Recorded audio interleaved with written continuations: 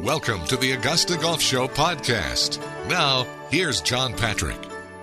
Jaime Diaz covers the game for Golf Channel. He is a PGA Lifetime Achievement Award in Journalism winner, honored by Jack Nicklaus with the Memorial Golf Journalism Award. He is described by a mutual friend as the best writer in the game. It's a pleasure to welcome Jaime Diaz back to the Augusta Golf Show. How are you, Jaime?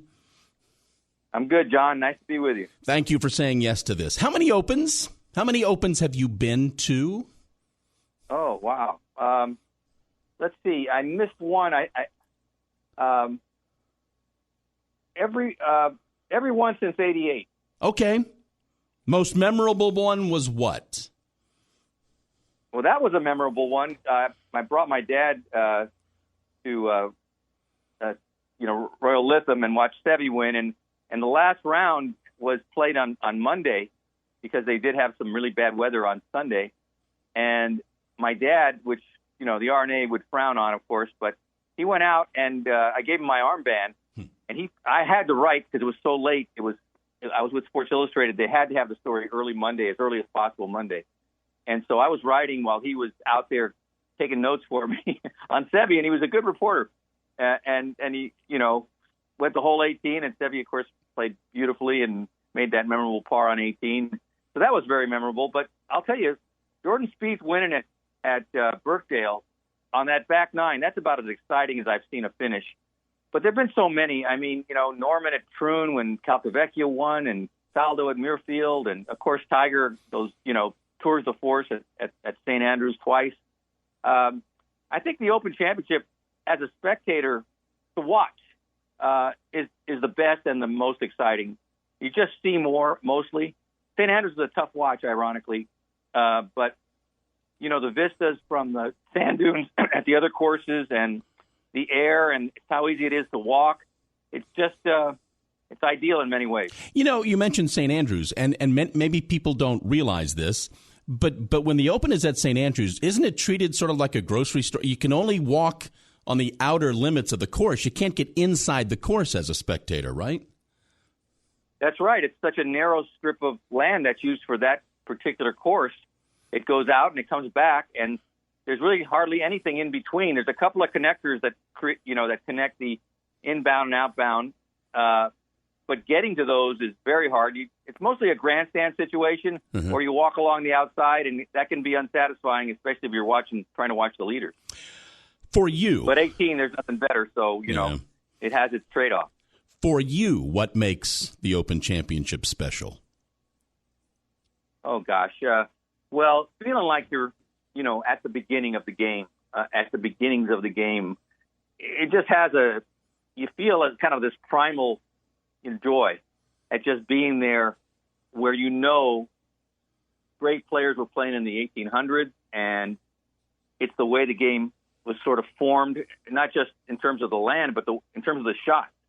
And, you start seeing some of those same shots, even with the modern equipment, and it just feels like, a time capsule where you're going back.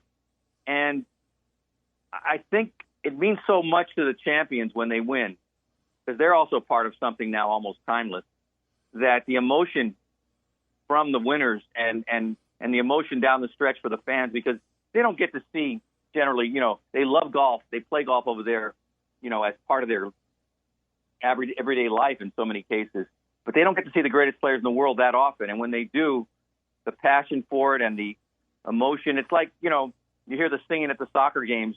You sort of feel the equivalent of that at the Open Championship, from the love and almost the longing that the fans have to see those players. So it just creates this wonderful atmosphere. It stays open late. I mean, everything stays open late because the sunshine and the fans, and so the towns that they're in are great too. I just feel like, and especially before the internet, you could actually play a lot of golf while you were over there, and that was always a joy as a golf writer. So many pluses, and some of the things have changed, but the essential attraction, endures. We're talking with Jaime Diaz. here on the Augusta Golf Show. You mentioned your dad. You mentioned Seve. I know you were close to Seve. Why was this tournament and Seve such a perfect match? Well, the Scottish and the British loved Seve more than the Spaniards did as far as golf. They understood what he was and how good he was. And he reciprocated with some of his best golf. I think the golf over there suited him because he was not always the most accurate, but he was very often the most creative and ingenious. And so he came up with shots that were memorable and important to his victories. And he was passionate about that championship, and it came through. I mean, that moment, of course, in 1984 when he won at St. Andrews and made that birdie putt, he called that El Momento in his whole life. And he had a logo of it in his house. It was on the knocker of his front door. He had a tattoo that captured El Momento. So, it was something that was reciprocal. They understood him, and he understood them. And his golf suited the links golf. And he didn't always win, but he always gave them a show. And not in a way of being a performer, just in a way of being really just such a passionate golfer that they just loved the way that he immersed himself in the game and tried every possible kind of different kind of shot that not a lot of other players would try. And so there was a distinctiveness to the game. They loved Lee Trevino for the same reason. The way he played. So there's appreciators of golf among the fans over there at a higher proportion probably than anywhere else. And there's certain games that are you just love the game that they play. Like Crenshaw loved to watch Seve, and nobody loves golf more than Crenshaw. So that kind of attraction transferred over to the fans. I don't want to ask you who's going to win. I think that's foolhardy. But are you expecting to see the usual suspects atop the leaderboard next weekend, or somebody different? Well, as you know, John, golf surprises you all the time, and who would have thought Wyndham Clark would have won the U.S. Open going into it? But Wyndham Clark played incredible golf, and he has talent. And sometimes, there's that moment where the talent and the situation intersect, and perhaps that golfer mentally that week is ready. And so that's totally unpredictable. But I would just say, I think Scottie Scheffler has kind of separated himself in terms of the sustained quality that he brings to all his tournaments. And so I just think he's so due to win because he keeps putting himself there and indifferent putting for whatever reason, because he's not a bad putter, but he has been relative to the rest of his game for the last 3 or 4 months, and it's hurt him in the majors.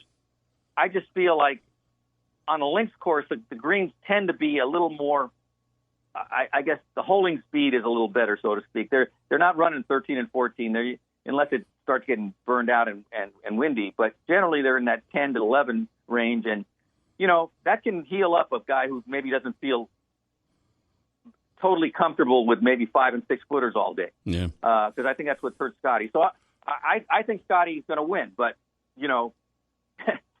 I don't feel like Rory has that same sustained excellence that Scottie has shown.